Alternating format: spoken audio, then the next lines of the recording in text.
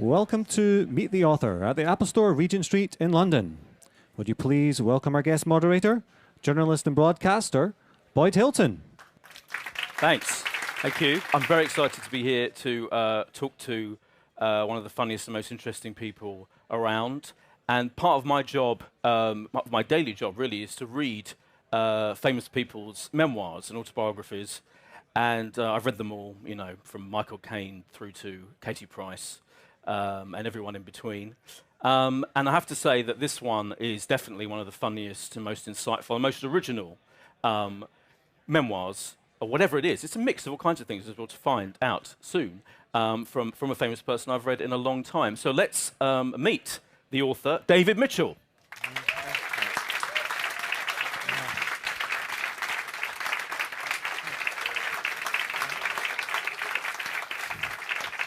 Hello. Hello. Welcome. Hi. Brought a jacket in case it gets cold. Yeah. Forward thinking as ever. Yeah. Yeah. Obviously, there are loads of famous people's celebrity memoirs, autobiographies every year now. So it's a kind of autumn comes round, and they're all there, dozens of them. Was this a kind of book that you had in mind yourself, that you thought, I want to write this about my life and walk around and all the different things you've got, elements you've got in it, or was it put to you by an agent and a publisher? How did it come about? Well, I'd never written any sort of prose before I started doing this. I initially did a sports column in The Guardian, and then I do a column in The Observer, and I was slightly surprised to find out that I actually liked that sort of writing. The only previously the sort of writing I'd done, other than essays at school, had been sketches written largely with Robert Webb or with other people, where you sort of sit at a computer but with someone else there and you sort of improvise the lines, and there's someone else to make you not wander off and go to the pub or watch television. And so I was surprised to find I quite liked this process. And then, you know, I've got a book agent, and he said, "Would you be interested in writing something about yourself?" And I said, "Well, I don't know really whether I'd want to, because I think A, my life is quite boring, and B, I'm quite repressed, and so maybe I shouldn't. But maybe I could put something together that was sort of about my attitude to the world, and you know, because I like banging on about my attitude to the world. I don't like to talk about actually myself. Right. Your opinions, you're happy to hold deflect attention from myself and have me pointing at other people and saying what's wrong with them. Yes. And so that was what I sat down to try and write. Yeah. But it turned out I'm a lot more interested in myself than I thought. Yeah. And so a lot more of the book is about me, and it turned out I essentially pointing at other people and saying what's wrong with them and what's wrong with the world and what annoys me, I felt wasn't something I could justify doing unless I sort of came clean about the point of view from which that's written. Okay, fair enough. So and at what point, because it has got this unusual structure where it built around a walk around London, basically, from where you live in Kilburn to TV Centre. Yeah. At what point did that arrive as an idea? And did the publishers go, yeah, that's brilliant, or did they go, oh, God, no, you're mad? Well, that's the idea of some sort of odd way of structuring it came quite early when we were talking about it, and I thought, because when I was thinking, I actually don't want to talk much about myself, but so I thought, okay, well, the autobiographical element could be just a day. So it is autobiographical, but it's an autobiography of a specific day, and the little elements of this day, you know, I can spin off and talk about other things in my life and the things that annoy me and the things that please me, and all that, you can do it like that. And so it came from the idea of it being a day. But then, you know, I think I was probably on my walk when I thought, hang on, this is a slightly odd thing I do. I do a walk every day for an hour because I had a bad back, and it, you know, everyone said that was a good thing to do for a bad back, which it is, by the way. So I thought, well, hang on, that's a perfect way of structuring it, and a perfect way of sort of linking it. And also the bit of London, Kilburn. Well, I don't live in Kilburn now; I've moved, but Kilburn, where I then lived, is near to where I live now. It's near to where I lived before then. So a walk around that area and a walk that goes past Broadcasting House and to Television Centre actually brings in so Right, many yeah. things that have Absolutely. so many autobiographical landmarks for my life. So. Yeah, yeah. And it's got a very freewheeling quality to it, I think, that in the sense that you will literally, it's kind of written in the present. So you are on this walk and you spot something, you spot a shop, you spot Marks and Spencer's Yeah. and talk about the pants and all of this, and then you weave in a story from your youth and then go back out. It kind of flits around all over the place. Did that end up being almost more difficult for you to kind of keep hold of and make sure everything you wanted to say was said and make sure all the different stories you wanted to tell were told, or did that work? Well, I think the slight cheat is that in general, Yeah. I remember things on my walk in broadly chronological Oh, order, okay, right. which isn't actually something that happens to the human Right, brain. no. I don't, I think, No. so I did sort of slightly cheat, and it does jump around slightly, but, Yeah. but Yes, that's basically, true. when I'm leaving my flat in Kilburn, I'm thinking about my childhood, and, Yes, when that's I'm true. getting to television centre, I'm thinking about my life around now. So, Yes. because I thought without that, it would just be a bit insane. Yeah. Um, You do talk about your childhood as being boring, and you kind of, you're self-aware of the fact that it's not the most eventful. It's not a misery memoir. You kind of make fun of Yeah. comparing yourself to misery memoirs. But were you confident that you could make that would be funny in itself? That your kind of middle class, nice parents, all of that would make a kind of interesting crux of a book. I think confident's the wrong word. Yes. I think I sort of hope that. Yes. And I think that the first draft of the book, I think I sort of wrote my way into it. And in the first draft of the book, I wrote a hell of a lot more about my early childhood than ended up in the book. And I think I definitely, in that draft, put far too much about it. Right. But it was sort of part of that process was finding the voice with which I Sure. write the rest of it. So I sort of looked at, I suppose 60,000 words banging on about my childhood and teens, and decided, do you know what? I reckon this might be interesting up to about 35,000 words, and we should delete Yes. the rest. There was some suffering in your childhood. I'm thinking particularly of your relationship with food in your early years, when that astonishing bit where you talk about how the teachers used to force you to eat, and if they want you to eat everything on the plate, everything that you were served to you at lunchtime in school, and you had to, and then you would literally be sick, and they wouldn't let you clean up or anything like that. I was shocked and appalled by They that. were really horrible. And obviously that I was sort of 4 or 5 years old, and I'd never been to another school, so I thought, well, this seems to be what happens. And yeah, they had a rule. You had to have some of everything at lunch. You couldn't say, I don't like that. You had to have some of it. And if you, and then you had to absolutely eat all of it.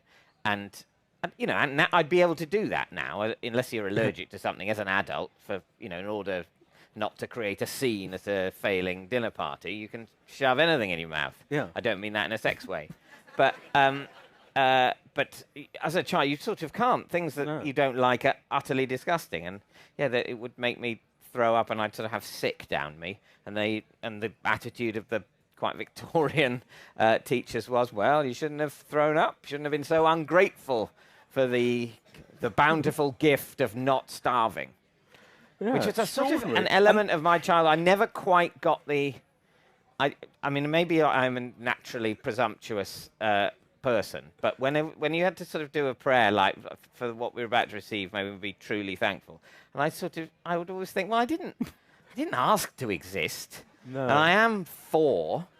I mean, if someone doesn't give me food, I'm fucked. Yeah, absolutely. So I don't actually feel that grateful to my parents that they're providing me with meals. I think that's, frankly, the least they should do. Yeah, no, absolutely. And but your poor parents had to pick you up from school, and you would be literally caked in vomit still from the lunchtime on incident. several occasions, I would, have, I mean, I don't want to, it's not only about vomit. I don't want to. there's quite a small section on vomit, but but it was extraordinary. Yeah. Yeah. Did when your family, not just your parents, will read? Did you give them the stuff to read that involved them? no, I didn't. Oh, okay. No, but I think I was quite Oh, no, nice no, about absolutely, them. So yeah, I thought they'd be, but you ask for too many editorial influences, you'll get them. Yes. You know? No, that's true. Yeah. I They'll just wonder say, whether. why didn't you mention Sports Day? Right. My mum might say. Yeah, Well, I no, don't that's want true. to. That's why it's my book. Yeah, fair Write your enough. own book about Sports Day. Yeah. Well, You even know? when there's a lovely it builds a lovely chapter about your wife at the end. Even then, you didn't give it to your wife to read to think, oh, is this okay? Because you're talking about your kind of life. I did give that chapter to her. Ah, Yeah. okay. Yeah. And And what did she say? She was happy. She was very pleased with it. Any changes you want to do? It's very. No, she said I couldn't possibly. She said she thought it was a very nice chapter. She was, and she said he wouldn't change any of it. Yeah. So.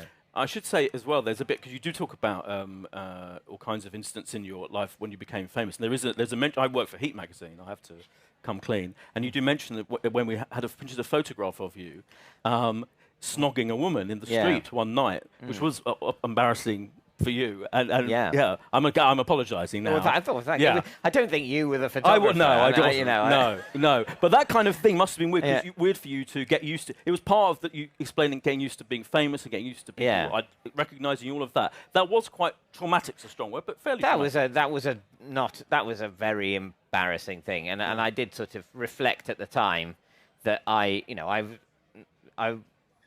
was in no way. I've never been anything like a sort of Russell Brand figure. No. I've had very few relationships in my life. I've really sort of hardly ever had a girlfriend. Quite quite lonely and repressed a lot of the time. Now I'm very happily married. I don't know how that happened. I feel incredibly lucky. But at that point, I sort of think, surely I've got a higher percentage of my life snogs must have been put in the media than anyone else who's ever lived. Yeah, it was unfortunate. Yeah. But then I learnt from that. Yeah, and you learnt I've not never kissed since in public. Yeah, in public on a Soho Street or wherever the hell it was. Yeah. In terms of like what you kept and what you didn't, I mean, there's lots of stuff about your kind of teen days, about building your interest in going to university, and you're kind of becoming an unashamedly quite intellectual young man, I think it's fair to say, and all your interests and all that kind of stuff.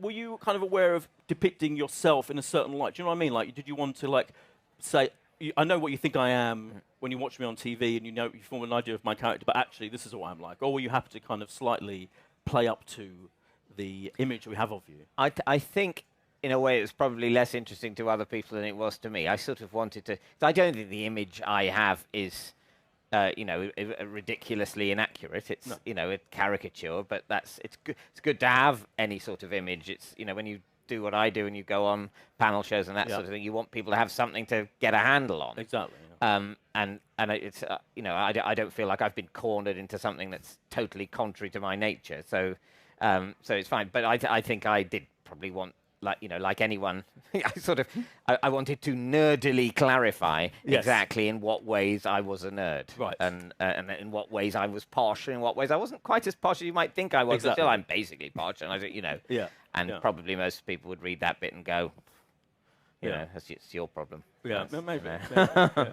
They're interesting moments. So there's an interesting bit where, you get into the big issues of religion and faith, where you talk about how you're an agnostic and you're not an atheist. You're quite annoyed and angered by atheists.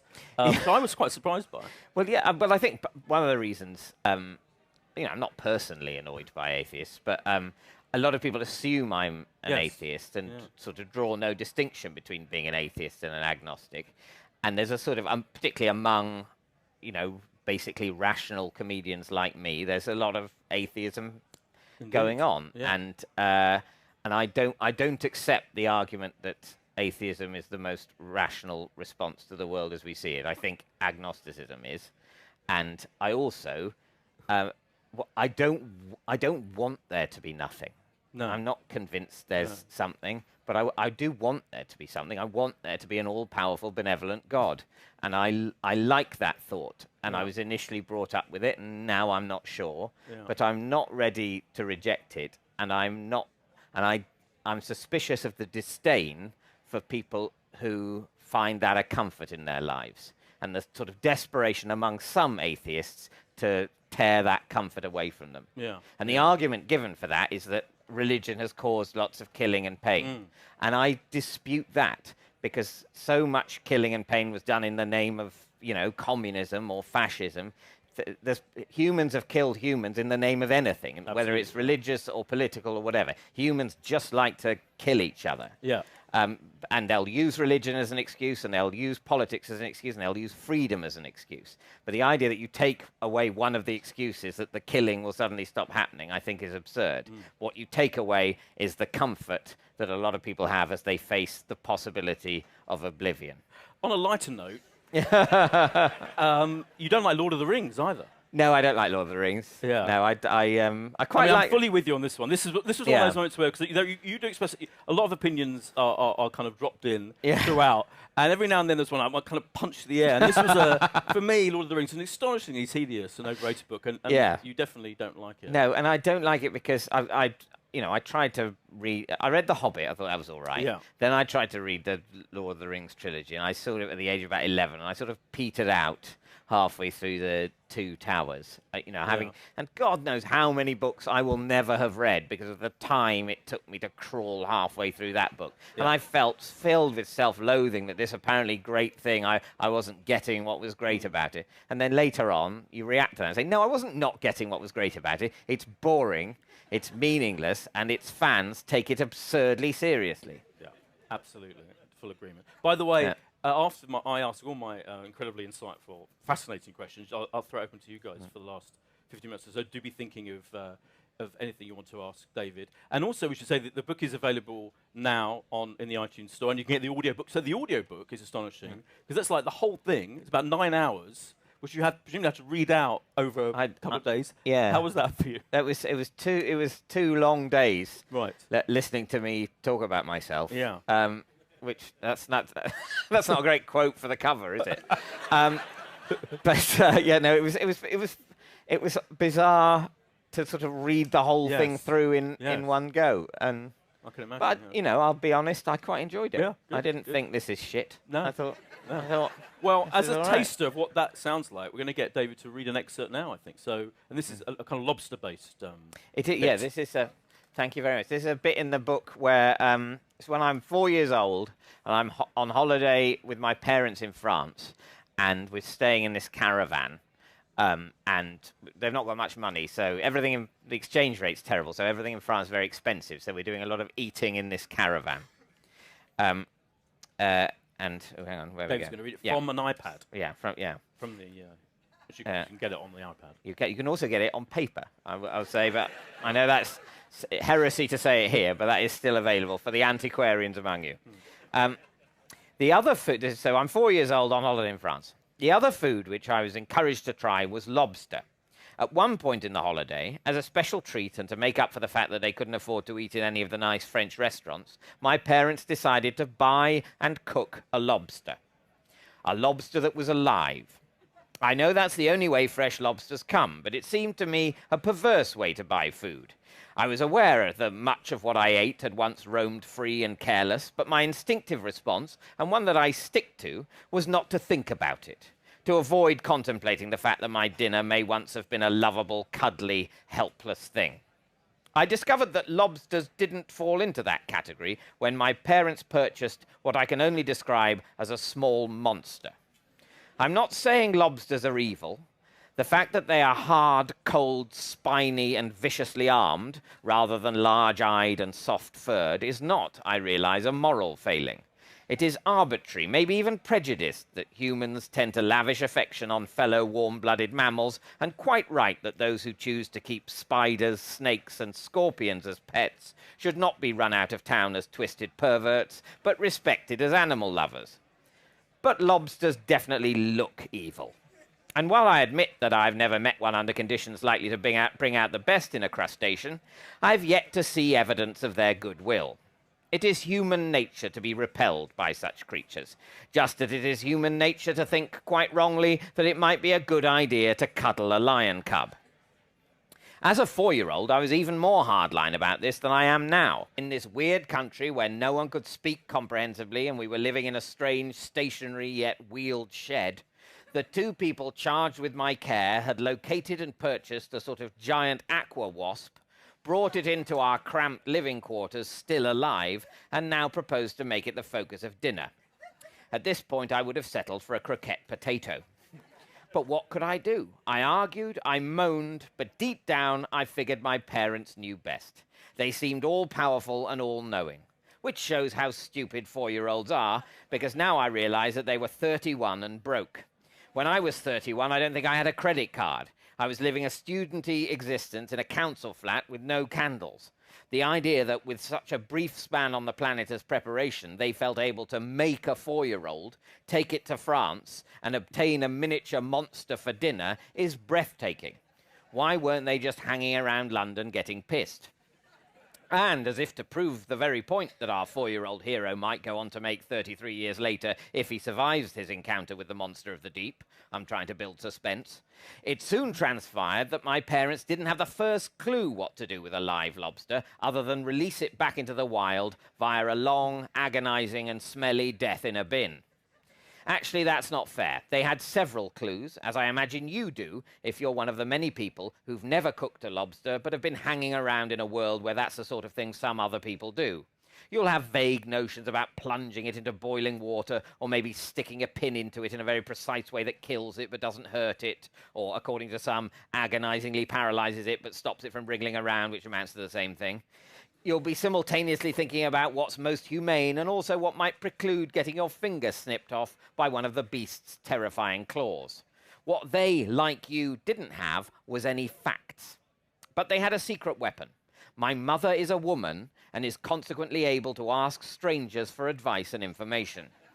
And my father, being a man, is able to sidle up while she does this and vaguely listen. So they formed a plan. They would ask the French couple in the caravan next door how you cook a lobster. Brilliant. My parents don't really speak French. There is no transcript of their exchange with the French couple, but having concluded it, they returned to the caravan firmly of the opinion that the way you cook a live lobster is to put it straight in a pan of cold water, making no attempt to poke it with a pin or anything, and slowly bring it to the boil. When I've told people about this since, reactions have varied. Some say, "Oh my God, how barbaric." Some give a nervous, "Oh, right," in expectation of the horrors to come. Others say, "Didn't they mean boiling water? Don't you plunge it in boiling water?" And still others say, "Yes, that is how you cook a lobster." I've noticed that responses of the last kind go up proportionally to the age and life experience of the people I'm telling the story to. Therefore, skeptical though I've long been of the French couple's knowledge and my parents' linguistic skills, I'm forced to contemplate the possibility that that is genuinely how you cook a lobster. If so, let me tell you, it's no picnic. No idiomatic picnic. It may circumstantially be a picnic, but one which you'll come away from humorously saying, "That was no picnic." If you do, may that shaft of levity help you come to terms with the horrors.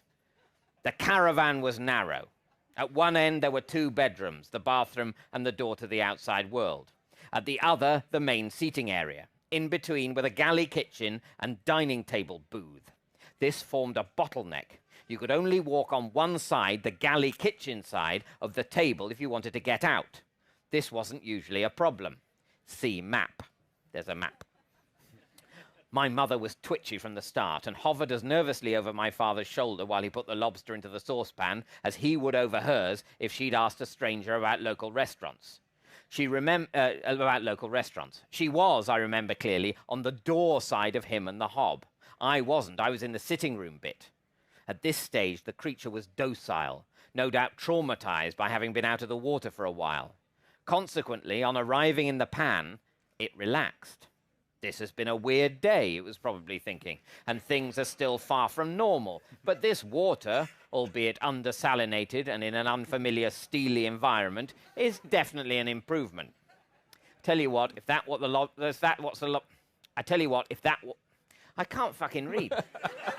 I tell you what, if that really is what the lobster was thinking, I'm never eating whitebait again. Why can't you spare a thought for the poor creature? You're probably screaming at the page by now. I'm sorry, you're right. Above all, this was a bad day for the lobster. I accept that intellectually. I just couldn't feel sorry for it at the time. It looked too alien and terrifying, too nasty. I was too frightened to feel mercy. Also, I ate meat. I always have, and I suspect I always will. As incidents where you're brought face to face with the reality of that go, the demise of a heavily armored, dark, eyeless, snapping creature is a lot less likely to make you reach for the nut roast than seeing a bewildered and affectionate lamb gambol past a mint sauce factory towards some rotor blades. But I'm getting ahead of myself. You don't know what happened yet. The lobster might win. So the lobster's in the pan, my father's at the stove, my mother hovering by his side, I'm in the sitting area moaning about this whole ill-conceived plan, and the calla has just been ignited under the crustacean's new home. This is the calm before the storm, the phony war. The spell is broken by the lobster. It has begun to smell a rat. My parents had added one for flavour. Not really, I'm speaking metaphorically. The lobster is starting to suspect that the apparent improvement in its fortunes was no more than a dead cat bounce. It's massively into animal metaphors. It has noticed that the water has begun to get warmer. I don't remember the details of the next few minutes. I assume my dad held onto the pan as the lobster inside moved around in an inquisitive, then concerned, then agitated, and finally enraged and panicked fashion. I only remember the last stage. The pan is now full of very hot water, and the lobster is throwing everything into a dramatic bid for escape. The phony war is well and truly over. My mother breaks like the Maginot Line and runs out of the caravan. I would gladly follow her, but my father, struggling with a boiling hot pan containing an enraged mini monster, stands in my path. I make a few hesitant steps towards him, and a furious and steaming claw flails from under the saucepan lid, sending searing splashes everywhere. A droplet lands on my knee. I know with all my heart, with a terrible, chilling certainty, that the creature wants me dead. There will be no appeasing it if it escapes. I refuse to eat any of the lobster. I think I'm making a point, but I imagine my parents were happy enough to polish it off themselves.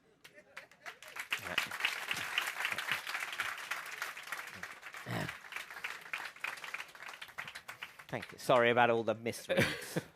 That's lobster for you. Yeah. I will throw it open to the audience in a minute. I have to ask you about, we're in the Apple Store, surrounded by wonderful Apple products. You, at one point, you and Robert were the faces of Apple advertising, yes, which you mentioned in the book. And you've got quite a hard time for that, just for getting involved in advertising, I guess. And quite rightly explained, well, you just thought it was part of the job. Yeah, well, we did get, I think you get a hard time, as a comedian, I think you get a hard time for doing any sort of advertising. I don't think it was because it was Apple. I think Apple's quite a cool product to advertise, but people don't like comedians to advertise, which is annoying. Yeah, frankly, I wouldn't advertise a product that I thought was immoral. No. But basically, I wouldn't buy a product if I thought it was immoral. So if I'm happy to trade with a company by buying something from it, I'm happy to trade with it by selling my services to it. Yeah.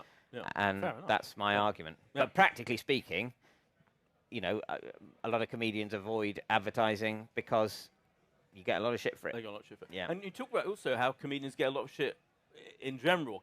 Comedy fans are very obsessive, and they're very. And you talk about very interesting. I thought it was very interesting. You talk about the idea that they like when they're the early adopters of people like you, of people comedy talents, and then once you go mainstream, that terrible word, and less cool, another terrible word, they kind of go off you and they start criticizing you. And that's a kind of common odd thing, isn't it? Particularly about comedy, that they kind of get very judgmental once you become famous and successful. I think sort of, I mean, I'm sure that happens in the music industry as well. It probably happens in lots of areas, but it probably happens in modern art. Maybe. When a modern, I'm sure a lot of people say about Grayson Perry, other people have heard of him now. Yeah.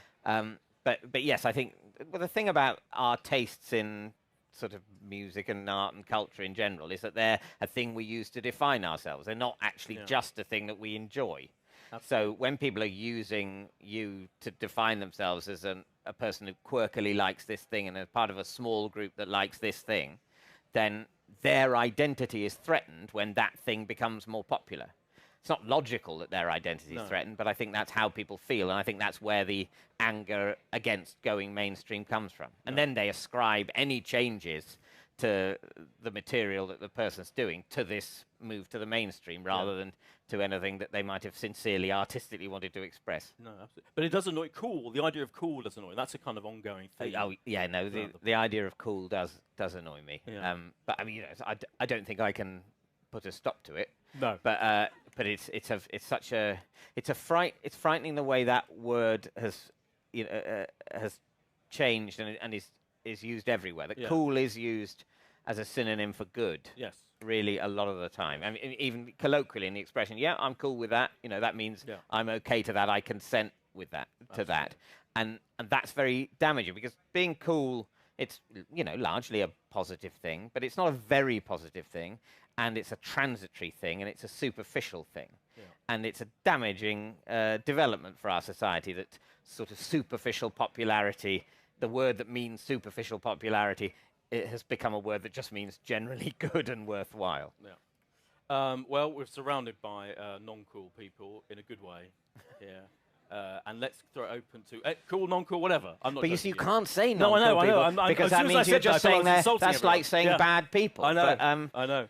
Because people sort of say it's cool not to care about being cool. Yeah. You say, no, it isn't cool not to be. To be cool, you have to care about being cool. The people who are really cool, they really care about that. And remember that, because that diminishes them.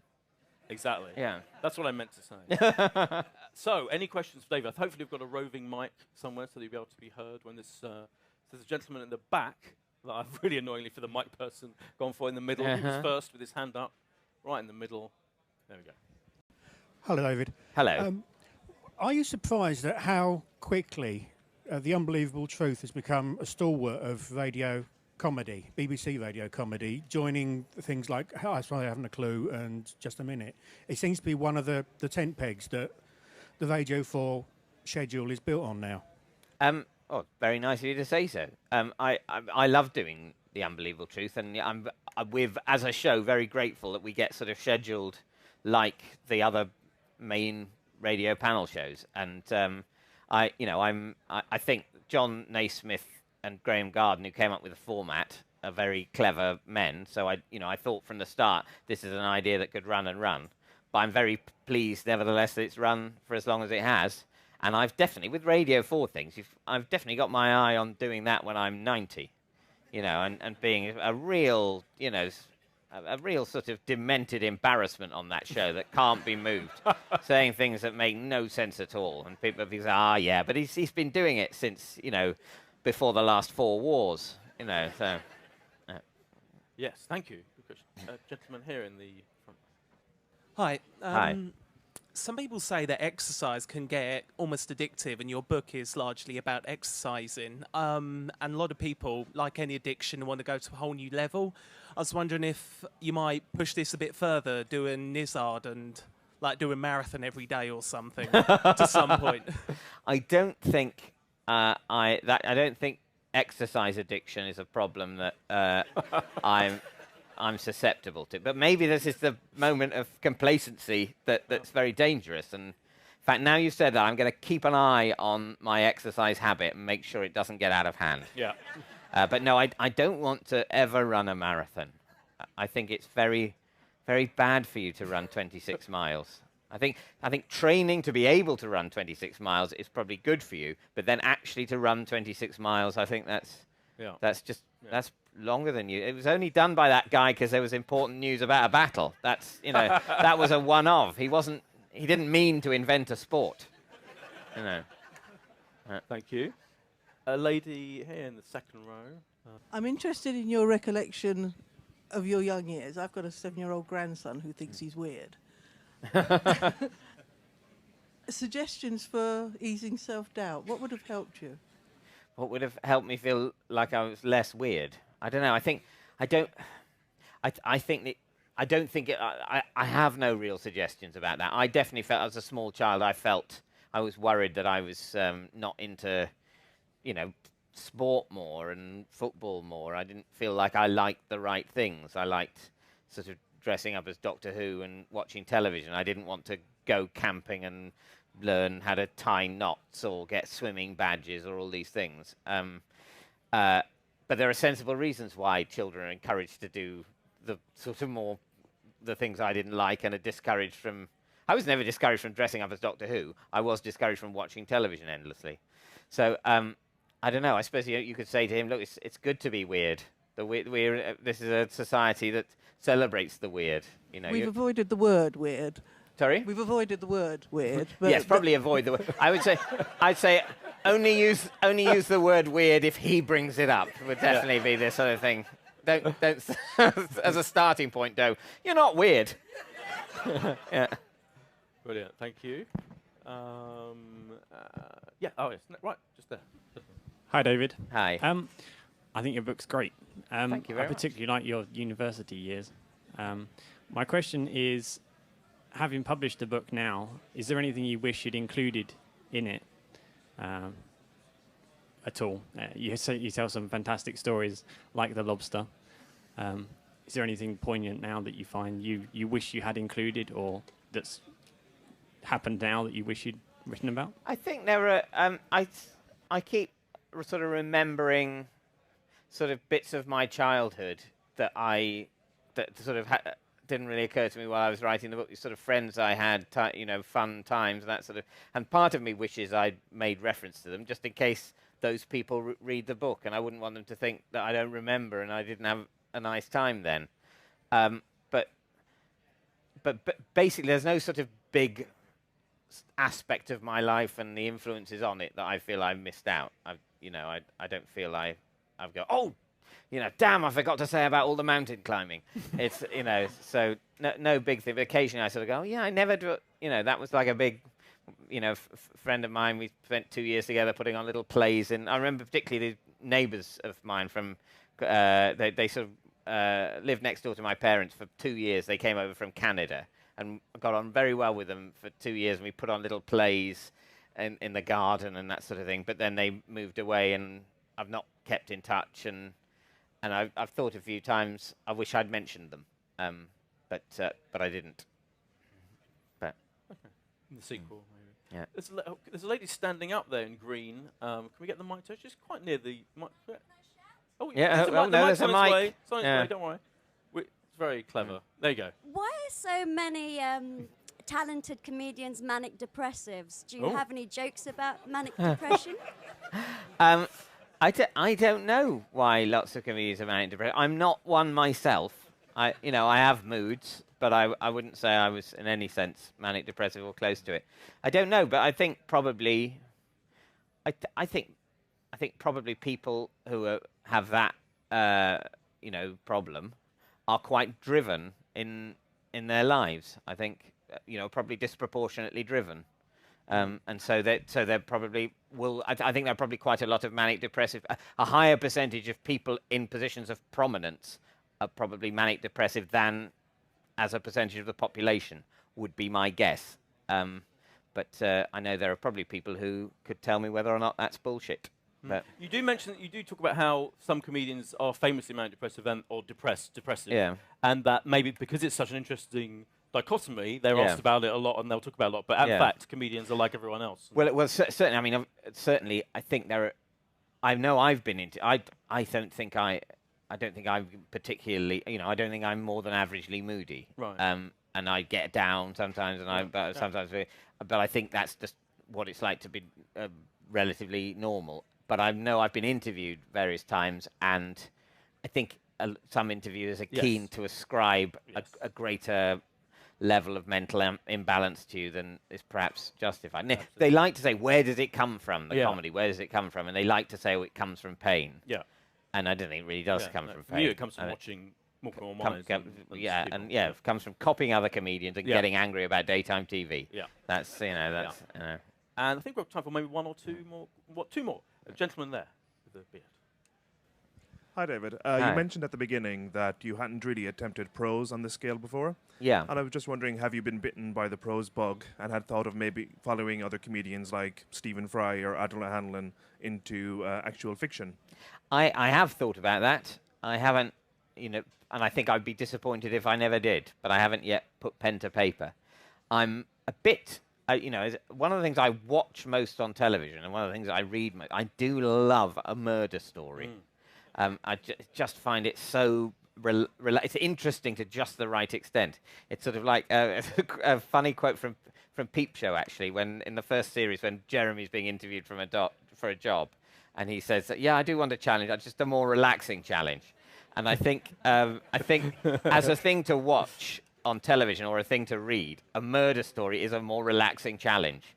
And I'd love to try and write one day.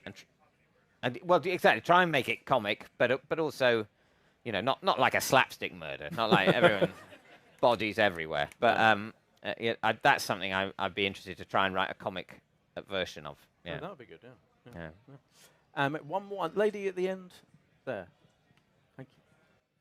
Hi, I really love your book. It's one of the most enjoyable things I've ever read. Thank you very much. I wanted to ask, did you have any reservations about publishing it? Because you're putting quite a lot of yourself out there, or was it quite cathartic? Or It was definitely cathartic. I sort of enjoyed writing it very much, and I sort of enjoyed. It sort of made sense of things a bit. The fact of expressing it sort of put things in order in my head a bit. And I don't think I think the great thing about writing a book like that is that you get to be very careful about exactly in what words you express personal things. You're in complete control of that. So I was very happy by the time the final draft was in with the way I'd expressed all the personal stuff, and that I was, I think, being honest and candid, but not giving more away than I was comfortable with. So I think I was all right with that. Yeah. Thank you. Thank you for your great question. Sorry, we've run out of time. So David's book, Backstory, is available now on iTunes and in bookshops and on the audiobook. And thank you very much for coming. And thanks to David Mitchell. Thank you very much. Thank you. Thank you.